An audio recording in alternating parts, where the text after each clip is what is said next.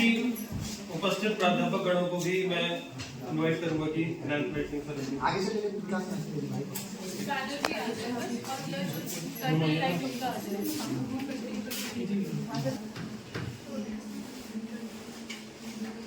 इसे रजिस्टर जाते रहना होगा आपके पास।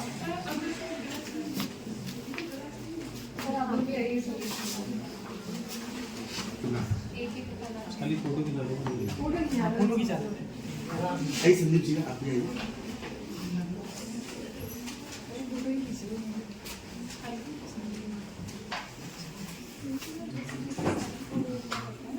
तेरा फोटो खाली फोटो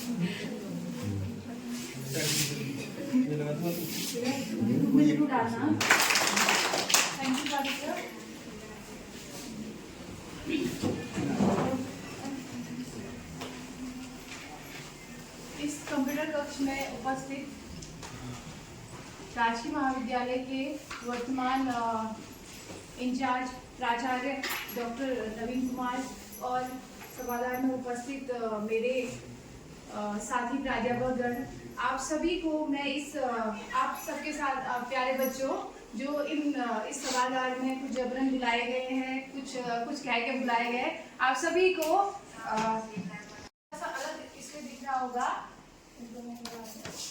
ये जो प्रोग्राम आयोजित किया जा रहा है हमारे जो महाविद्यालय के करियर काउंसलिंग सेल के तहत एम्प्लॉयमेंट के बारे में बताया जा रहा है। आप ये प्रोग्राम आयोजन का काम जो कर रहा है करियर काउंसलिंग सेल, ठीक है। और इसका आज का जो मुख्य उद्देश्य है, जो मुख्य ध्येय है, वो है बच्चों को नए रोजगार के प्रति या जो अपने करियर में जो आगे जाते हैं किस रोजगार को उन्हें चुनना चाहिए उसके प्रति जागरूक करने के लिए ये प्रोग्राम है, ठीक है। फोन नीचे कर लो बेटा, आपको रिकॉर्डिंग करने की जरूरत नहीं है, ना ही सेल्फी खींचने की, ठीक। तो इस प्रोग्राम में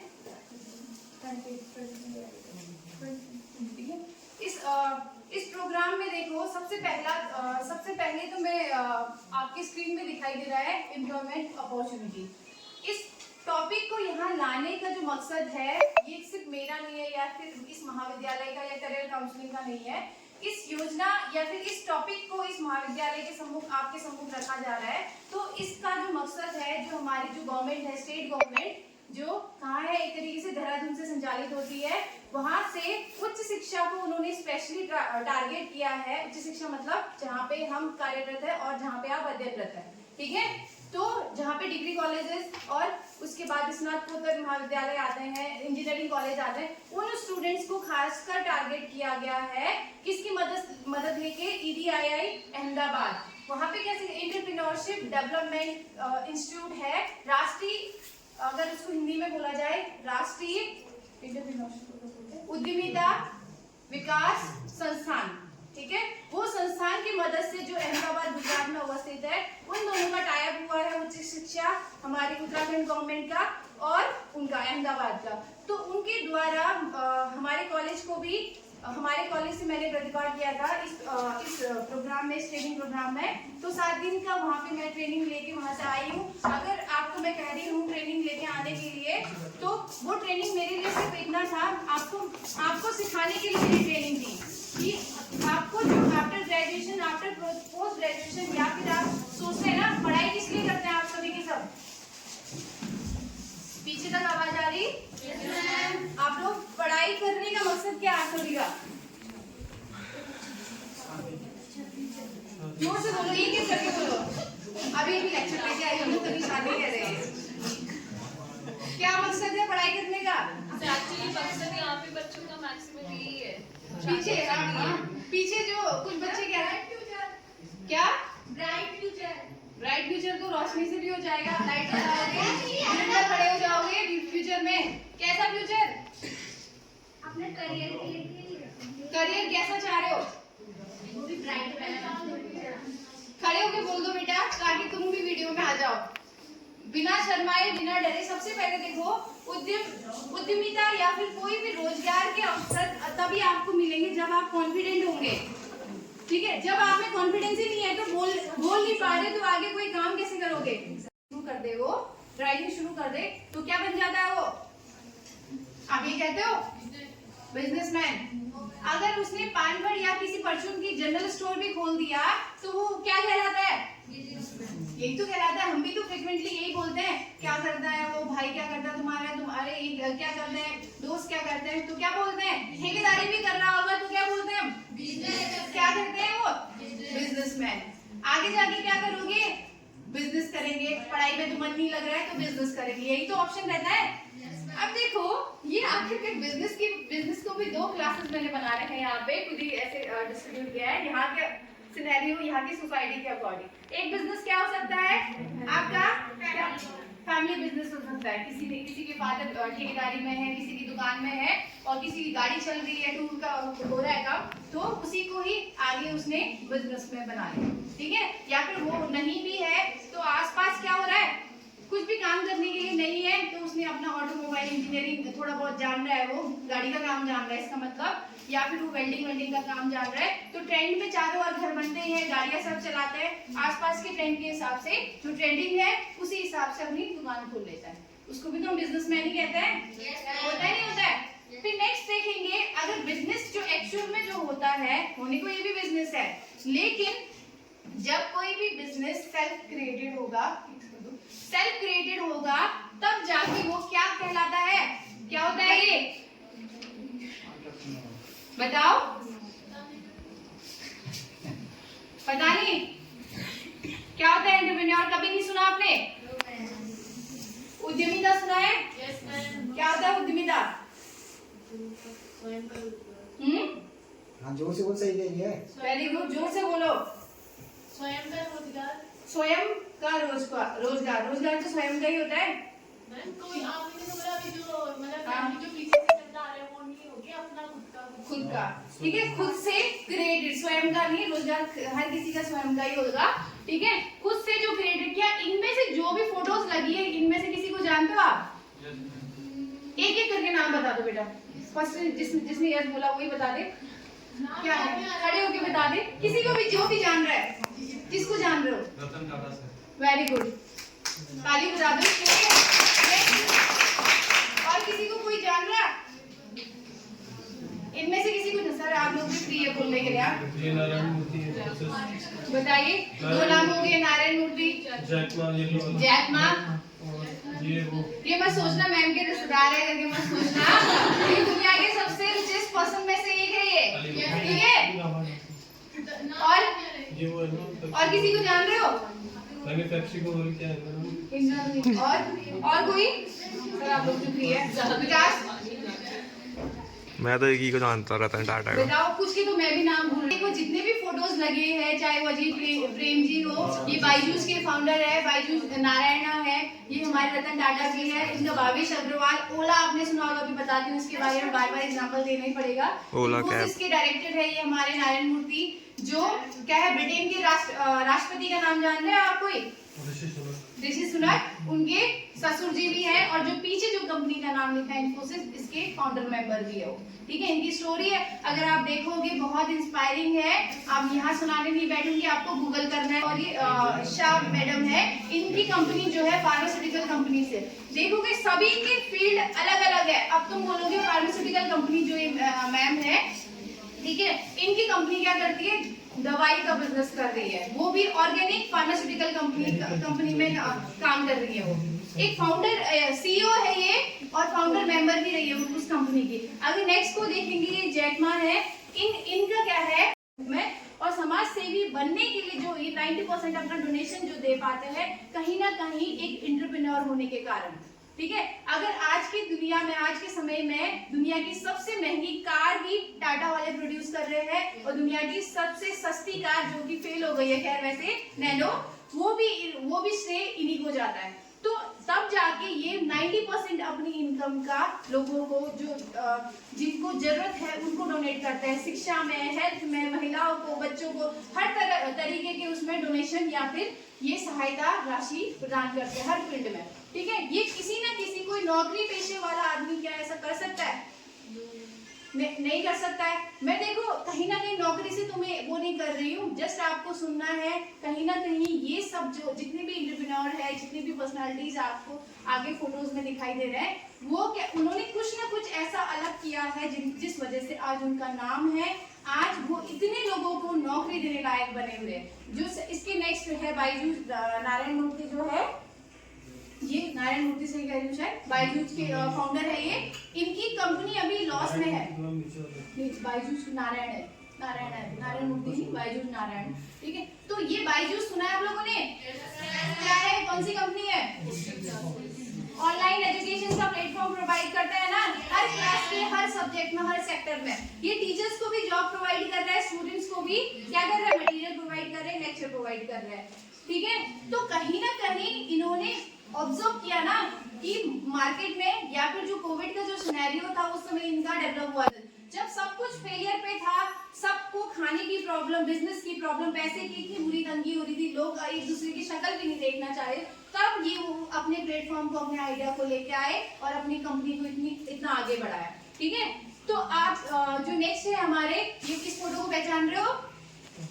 अजीत प्रेम जी है, जिनका काम उत्तराखंड भी है, जो एक तरीके से बिजनेसमैन होने के साथ साथ एक समाज सेवक भी है, जिन्होंने एजुकेशन में काम किया, खासकर महिला एजुकेशन या महिला शिक्षा पे बहुत काम किया है। इनका मानना था कि जो भारत में जो प्रॉब्लम है शिक्षा की, अगर हर महिला को शिक्षित किया जाए तो क्या है, शिक्षा देने की, अगर महिला को शिक्षित कर दिया जाए तो शिक्षा की चिंता करने की जरूरत नहीं है। अगर एक महिला शिक्षित हो जाए तो वो क्या होगी, आने वाले कई पीढ़ी को शिक्षित करेगी। शिक्षित होना सिर्फ लिखने और पढ़ने की शिक्षित होना नहीं है, वेल एजुकेटेड होने का मतलब है पूरी पर्सनालिटी से ओवरऑल डेवलपमेंट की बात है। तो किसी की फैमिली में भी आप देखोगे जो महिला सशक्त होगी, उस फैमिली का एक अपना एक और रहता है। देखते हो अपने चारों ओर, जहाँ पे महिला स्ट्रॉन्ग या फिर महिला सशक्त या फिर शिक्षित रहेगी, कहीं ना कहीं वो फैमिली एक तरीके से बहुत ही वेल मैनेज रहती है। देखते हो या गलत लग रहा है इस स्टेटमेंट को सुनकर? ठीक है, तो जितने भी ये पर्सनैलिटी नहीं जान रही हूँ अभी, ठीक है, अब देखो जितने भी एंटरप्रेन्योर्स हैं, उनको एंटरप्रेन्योर क्यों कहा जा रहा है, क्यों सिलेक्ट किया गया?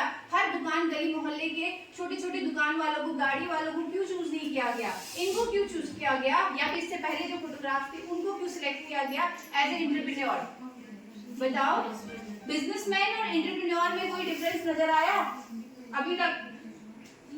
एक उद्यमी और एक बिजनेसमैन के बीच में क्या अंतर होगा? क्या है जो इन दोनों के बीच में नाम अलग अलग यूज हो रहा है कि बिजनेसमैन है, दूसरा बंदा क्या है, उद्यमी है? बताओ।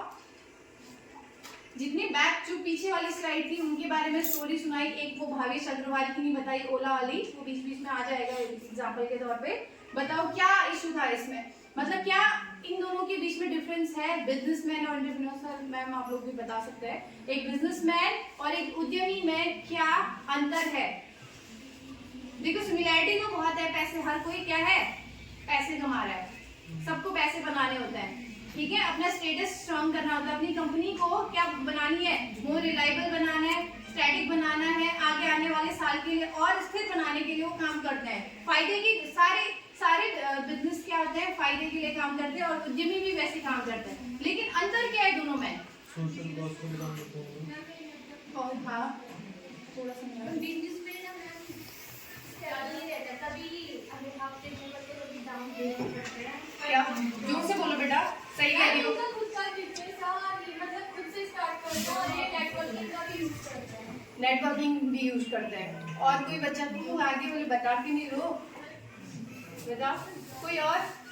बिजनेस में मतलब जाने जो लोग एक माइंड सेट करें, मतलब इस चीज के बारे में करें, मतलब उसमें 2-3 लोग सोचेंगे शायद कि बिजनेस होगा, एक ही कहने बिजनेस बढ़ेगा नहीं, उसमें अलग अलग लोगों को साथ में जोड़ के करना पड़ेगा। जो उद्यमी जो स्वयं का जो कारोबार होगा उसमें थोड़ा अपना माइंड सेट ज्यादा लगेगा। ठीक है, एक चीज मैं एग्जांपल ओला वाला दे ही दूं, भावेश वाला। ठीक है, ओला कंपनी का सुना है आपने? पीछे क्या था, क्या सर्विस प्रोवाइड करती है? सर्विस प्रोवाइडर कंपनी है ये, कैब प्रोवाइड करती है। किसी भी लोकेशन में आपकी लोकेशन ट्रैक हो जाएगी और वो आपको लेने के लिए door to door service provide करेगा। ठीक है, ओला ये कर होगा, वही स्टार्टअप होगा। कोई भी दुकानदारी क्या होगा, वो उसको भी स्टार्टअप नाम से जाना जाता है, या कंप्यूटर का कोई भी शॉप खोल ले, कोई भी सर्विसेज की दुकान खोल ले, उसको भी स्टार्टअप का नाम दिया जाता है। लेकिन बुला लोगे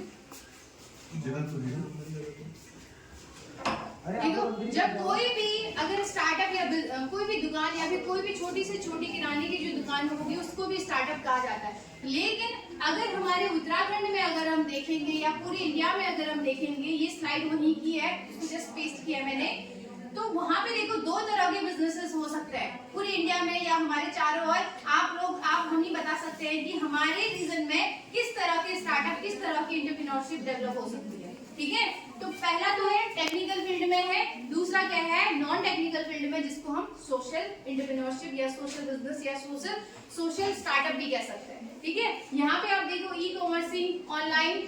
ठीक है, ई कॉमर्स का कहने का मतलब आप लोग देखते होंगे मिंत्रा, अमेजन से शॉपिंग करते हो, मीशो, अलग अलग तरह के आपके क्या है शॉपिंग जो डिजिटल फॉर्म में है, करते हो ना, वही क्या है आपकी एक तरीके से ई कॉमर्सिंग है। अगर आप देखो आपकी सैलरी या फिर आपकी फीस, आपकी अकाउंट का जो लेखा जोखा होगा ऑनलाइन देखते हो, वो भी ई कॉमर्स के अंदर आएगा। पेमेंट करते हो ऑनलाइन, जीपे, कौन सा पे होगा, फोन पे, अलग अलग जितने भी तरह के डिजिटल है। आज के समय में देखो जीपे के फाउंडर का नाम भूल रही हूँ मैं, 2 लोग हैं उसके भी। ठीक है, जीपे के जो फाउंडर मेंबर्स थे, उन्होंने भी क्या किया, अमेरिकन कंपनी को कॉपी किया। लेकिन आज के समय में गूगल पे जितना और फोन पे जितना अर्न कर रही है, उतनी जो ओरिजिनल कंपनी थी वो भी अर्न नहीं कर रही है। इंडिया में देखोगे आज के समय में जितने भी एप्लीकेशन होते हैं, जैसे अमेजन हो गया, मिंत्रा, शॉपिंग कार्ट्स एप्लीकेशन है ना, वो भी क्या करने लग गई है, ऑनलाइन पेमेंट का ऑप्शन देने लग गई है। आप लोगों ने नोटिस किया है?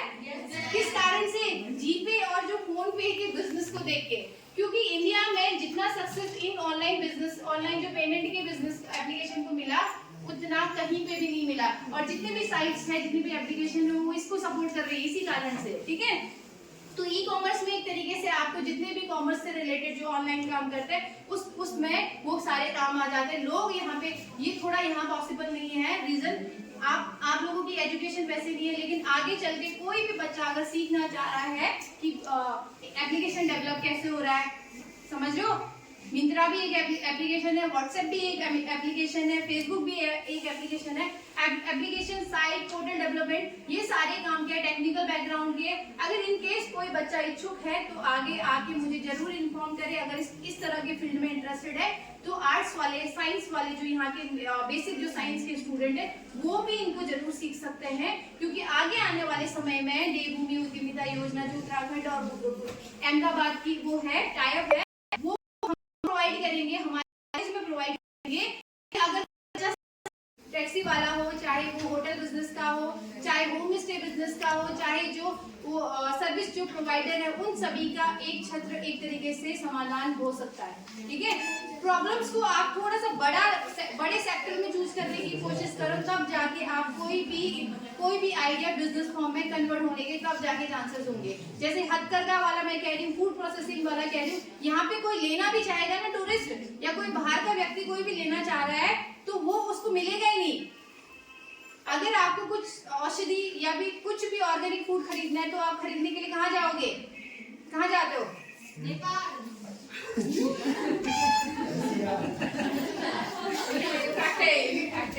क्योंकि सही बात है, फैक्ट है, ये सही कह रही हो, नेपाल जाते, क्योंकि नेपाल में क्या है, स्टोर है, दुकान खुली है ना इन ऑर्गेनिक मटेरियल की, लेकिन इंडिया में कहीं भी नहीं है। एक हो सकता है ना प्रॉब्लम सॉल्विंग जो तरीका है, ये स्टोर खोल के भी तो हो सकता है। अगर किसी को क्या चाहिए, कालीन चाहिए, हैंडमेड कालीन चाहिए, या फिर जो बास्केट देखा आपने, इसको हाफ स्लीव्स नहीं होते जिसमें वो कोट देखे, हैंडमेड बनता हुआ देखा है आपने, पहले हुए लोगों को देखा होगा, ऊन का, कॉटन का, अलग अलग उस मटेरियल में फैब्रिक अलग अलग होता है। अगर कोई लेने के लिए जाए, ऊन का हैंडमेड हो, कहाँ से लेगा, कहाँ लेने जाता है, कहाँ मिलती है? कोई दुकान है ऐसी हैंडमेड कोई प्रोवाइड करता है यहाँ पे? अगर कोई यहाँ पे कोंदा, झंगोरा या फिर क्या ना कुट्टू का या फिर मंडवे का रोटी खाना चाहेगा, तो यहाँ कहाँ कहाँ जाओगे खाने? फिर से नेपाल प्रोवाइड कर रहे लग रहा है। आप कहाँ जाओगे? आपके पास कोई भी सर्विस सेंटर है ही नहीं जहाँ पे आप ये ले सकते हो, एज ए कस्टमर जा सकते हो। देखो ये बहुत छोटी छोटी चीजें मैं बता रही हूँ। अगर देखो मैं मजाक नहीं ऐड करना चाह रही हूँ फिर से, ठीक है? अगर छोटी छोटी चीजों को अगर आप ऑब्जर्व कर पाओ, परेशानियों को ऑब्जर्व करो। आपसे मैं इतना चाह रही हूँ, सेशन को इसी में एंड करूंगी। आपको सिर्फ सोसाइटी, कोई भी सोसाइटी हो, चाहे वो क्या हो, स्कूल की सोसाइटी हो, चाहे आपकी बलवागोड़ की सोसाइटी हो, पूरे पिथौरागढ़ की सोसाइटी हो, गढ़वाल कुमाऊं, जो भी आप सोसाइटी सोच रहे हो, जितना भी आप इसको बृहद या बड़ा बनाना चाहते हो, उनकी प्रॉब्लम्स को ऑब्जर्व या फिर उसको समझने की कोशिश करो। आपका काम उसी से बन जाएगा। प्रॉब्लम समझोगे तो सॉल्यूशन भी खुद ब खुद जनरेट करने लग जाओगे। आप सॉल्यूशन जनरेट करोगे, अपने आप ही आइडिया जनरेट होगा। उस आइडिया से आपको एंटरप्रेन्योरशिप की ओर लीड होंगे और वही एंटरप्रेन्योरशिप आगे जाके स्टार्टअप के फॉर्म में डेवलप होगा और वही स्टार्टअप आगे चल के आपको बिजनेसमैन कहने योग्य बनाएगा। तो जो आपको एक तरीके से रोजगार देगा, आपको नहीं, आपके आसपास बहुत सारे लोगों को रोजगार प्रोवाइड करेगा। ठीक है, इसी के साथ मैं कंप्लीट करती हूँ। लेकिन गाली तो बजा दिया गया है, लेकिन इस स्लाइड के साथ इसीलिए एंड कर रही हूँ थोड़ा टाइम की वजह से, और थोड़ा सा मैं बाइंड अप वैसे भी नहीं कर पाई। वैसे ये स्किल की मेरे पास कमी है शायद, कि ये टाइम इस स्लाइड को पूरे टाइम मैनेजमेंट में लाने की मेरी तरफ से कमी रह गई। तो लेकिन हम इसको आगे के कॉलेज खुलने के बाद ये हफ्ते में चलाएंगे ये सेशन, ठीक है, एंटरप्रेन्योरशिप से रिलेटेड, ठीक है। और इस किसी को कोई भी तरह के बिजनेस या फिर स्टार्टअप डेवलप करना है, एंटरप्रेन्योरशिप की फील्ड में आना है, तो प्लीज आके कांटेक्ट करें। आप लोग का नंबर मैं इसीलिए ले रही हूँ, अगर कोई इंटरेस्टेड होगा, ऑनलाइन रजिस्टर्ड होना है। फिर उसके बाद फरवरी माह में क्या होना है, यहाँ पे 2 दिवसीय बूट कैंप होना है। उस बूट कैंप में अहमदाबाद और देहरादून से लोग आएंगे और आसपास के कोई एंटरप्रेन्योर को बुलाया जाएगा और उनके लेवल से भी बुलाया जाएगा। उस 2 दिन के शिविर में आपको क्या किया जाएगा, एंटरप्रेन्योरशिप के बारे में हर तरीके से बताया जाएगा, ठीक है। जो भी कंफ्यूजन आज क्रिएट हुआ होगा सुन के, वो आगे आने वाले समय में उनके द्वारा क्लियर किया जाएगा। फिर उसके बाद यहाँ से 250 बच्चों का रजिस्ट्रेशन होना है एंटरप्रेन्योरशिप के लिए, और उनमें से 50 बच्चों का चयन होगा देहरादून जाने के लिए। वो 50 बच्चे उनका चयन होगा जो बच्चे क्या होंगे, अपना खुद का अपना आइडिया लेके आएंगे और जो स्केलेबल उनको लगेगा, आगे आने वाले समय में बिजनेस के फॉर्म में कन्वर्ट हो सकता है, उनको लगेगा, तब जाके वो क्या होगा, उन 50 बच्चों का चयन करेंगे 250 में से, ठीक है। उनको देहरादून बुलाया जाएगा। उस देहरादून में जब बुलाया जाएगा तो आपको वहाँ पे इन्वेस्टर भी मिलेंगे जो आपके बिजनेस में, आपके आइडिया में पैसे लगाने के लिए तैयार होंगे। विभिन्न तरह की सरकारी योजना के बारे में बताया जाएगा, आपको जगह दी जाएगी, आपको टेक्नोलॉजी की मदद दी जाएगी, लोगों की मदद, पैसों की हर तरह की से मदद आपको दी जाएगी। ये बिजनेस कुछ भी हो सकता है, आप लोग समझ लीजिए, चाहे वो ब्यूटी पार्लर का हो, चाहे वो सिलाई का हो, चाहे वो कोई टेक्नोलॉजी फूड प्रोसेसिंग यूनिट के चलते हो, चाहे वो दुकान का हो, चाहे वो टूरिज्म का हो, कुछ भी होगा, ठीक है। आपको बस धन्यवाद मैम। बच्चों आप सुबह से आए हो तो ज़्यादा समय नहीं लूँगा और अपनी कहने को बहुत कुछ है, लेकिन जल्दी से जल्दी समाप्त करने का करूँगा क्योंकि टाइम आप लोगों का बहुत प्रीशियस है, वो मैं समझ रहा हूँ। तो इसीलिए आपको कुछ बेसिक सी जानकारियाँ, कुछ बेसिक से फॉर्म, क्योंकि मैडम ने इतना सारा ज्ञान आपको दे दिया है, मेरे पास बताने के लिए बहुत कुछ ज़्यादा है नहीं, लेकिन जो बेसिक सी चीज़ें हैं थोड़ा सा वो मैं आपको बताऊँगा। और यहाँ पर आपको एक तो आपको एक बेसिक सा अंतर समझना होगा, एंटरप्रेन्योरशिप और एंटरप्रेन्योरशिप दोनों एक ही जैसे लगते हैं। एक की स्पेलिंग ई से स्टार्ट होगी और एक की आई से होगी, ठीक है। दोनों में एक बेसिक सा अंतर है। बेसिक सा अंतर क्या है, जो मैडम बता रही थी वो एंटरप्रेन्योरशिप है, यानी कि आप एक नया स्वरोजगार, आप एक नया आइडिया क्रिएट करके रोजगार का एक नया माध्यम दे रहे हैं। लेकिन इसके अलावा आप एक एंटरप्रेन्योरशिप भी कर सकते हैं जिसकी स्पेलिंग आई से स्टार्ट हो रही है। उसमें क्या होगा कि आप किसी फर्म से जुड़ जाएं और फर्म में क्या होगा, आपका प्रॉफिट और लॉस जो भी होगा वो फर्म का मालिक करेंगे, बस आप उसको एक क्रिएटिव आइडिया प्रोवाइड कराओगे। जैसे आपने बीच में एक टीवी न्यूज चैनल देखा था, शार्क टैंक करके आ रहा था, तो ये जो चीड़ का पौधा है ये चीड़ के पौधे जो ये बीज निकल रहा है, ठीक है, इससे विभिन्न प्रकार के डिजाइन बना के बेचे जाते हैं। और इसका जो बीज होता है श्योता कहते हैं हमारी साइड को, आपके यहाँ क्या कहता है मुझे नहीं पता। तो श्योता का बीज होता है वो विटामिन का बहुत सारे उसके गुण होते हैं, और उसमें जो है आपके हार्ट जो होता है, हार्ट के लिए सबसे ज्यादा अच्छा माना जाता है श्योता। उसको उबाल कर खाते हैं, या कभी कभी जो है तल के भी कई जगह पर उसका प्रयोग होता है श्योते का। Ma'am next slide. ये जो दिख रही है टोकरी, ये बच्ची ने बना रखी है, ये ये पिरुल की जो होती है, चीड़ की पत्तियां जो होती है, जिसको वेस्टेज माना जाता है, पिरुल की टोकरियों से ये बनाया है। ये मेरी स्टूडेंट रही थी ये, और इस बच्ची ने इसको फिर हिमालय जो विकास संस्थान है अल्मोड़ा का, कोशी वाला, तो वहां पर से इस टोकरी के लिए इसको वहां पर स्टेट लेवल का जो है पर्यावरण संरक्षण का पुरस्कार भी मिला हुआ है। ईशा आर्या करके लड़की का नाम था। तो काफी उस समय 2018 और 18 के आसपास में ये काफी अच्छे मतलब उस समय छाई रही कि इसका जो आइडिया था पिरुल से टोकरियां बनाना और लॉन्ग लास्टिंग, उसमें बाद में केमिकल का प्रयोग करके लॉन्ग लास्टिंग, क्योंकि पिरुल ज्यादा समय तक रहता नहीं, सूख जाता है, ठीक है, तो सूखने के बाद तो यूजलेस रहता है।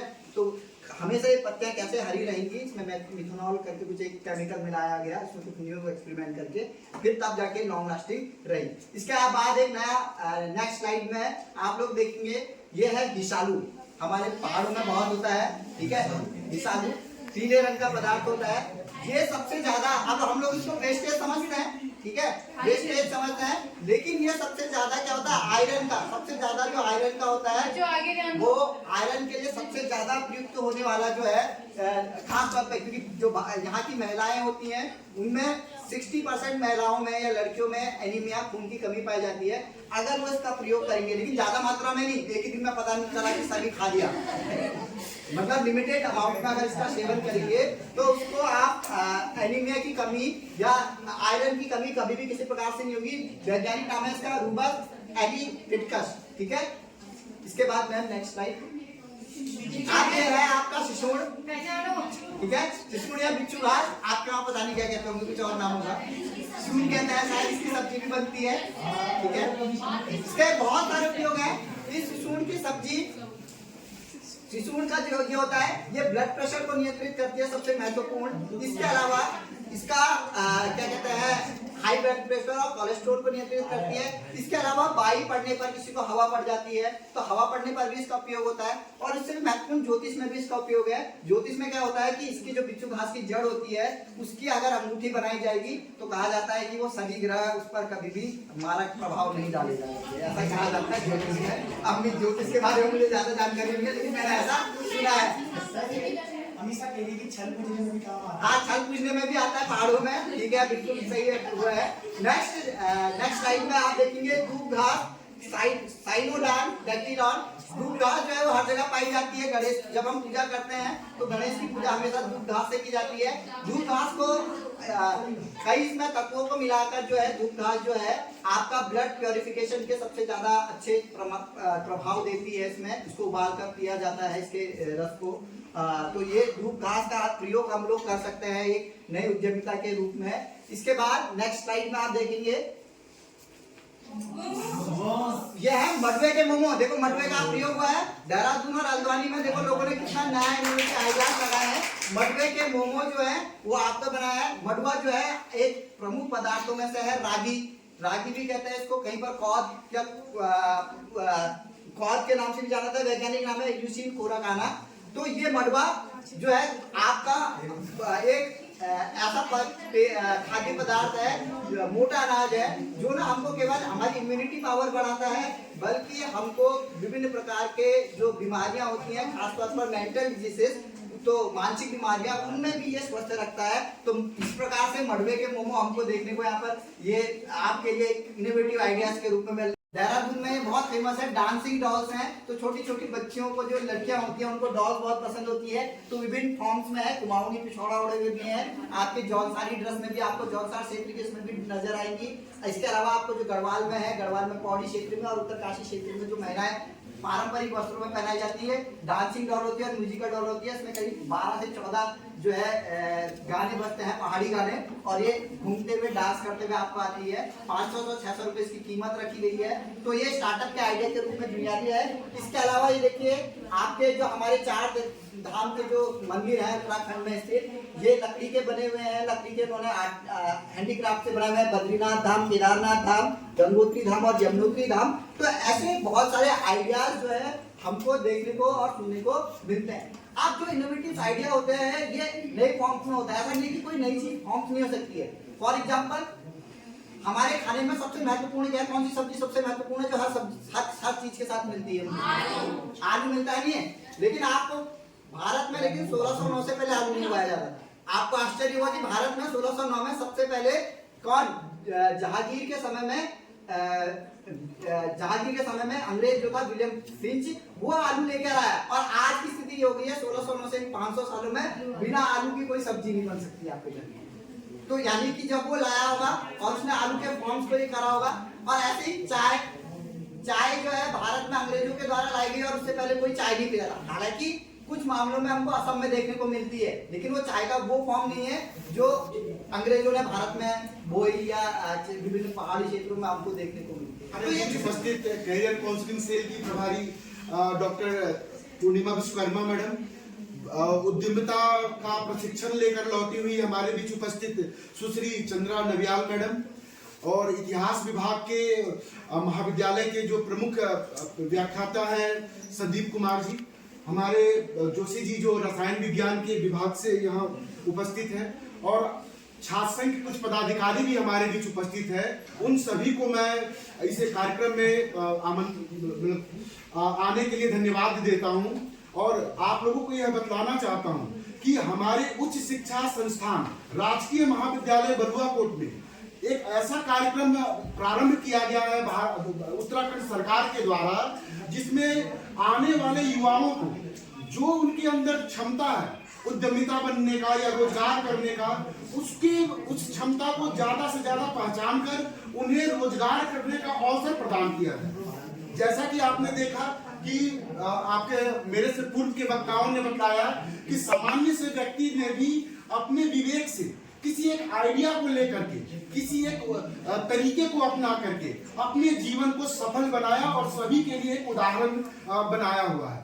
ठीक उसी तरह से आप में से भी इस महाविद्यालय में अध्ययनरत लगभग 550 बच्चे हैं। उन 550 बच्चों में से जिनके भी अंदर यह क्षमता होगी, योग्यता होगी कि वह अपने आप को रोजगार के क्षेत्र में एक स्थान प्रदान करना चाहते हैं, एक उद्यमी बनाना चाहते हैं, उनको यह एक बहुत सुनहरा अवसर प्रदान किया जा रहा है। जैसा कि हमारे उद्यमिता क्षेत्र की नोडल चंद्रा मैडम ने बताया कि इस महाविद्यालय के 250 बच्चों का नाम नामित किया जाएगा, जिनके पास रोजगार करने से संबंधित किसी न किसी तरह का एक चाहत होगी, इसके लिए अपने आप को प्रस्तुत करेंगे कि हाँ हम रोजगार के रूप में की सीमा नहीं होती है।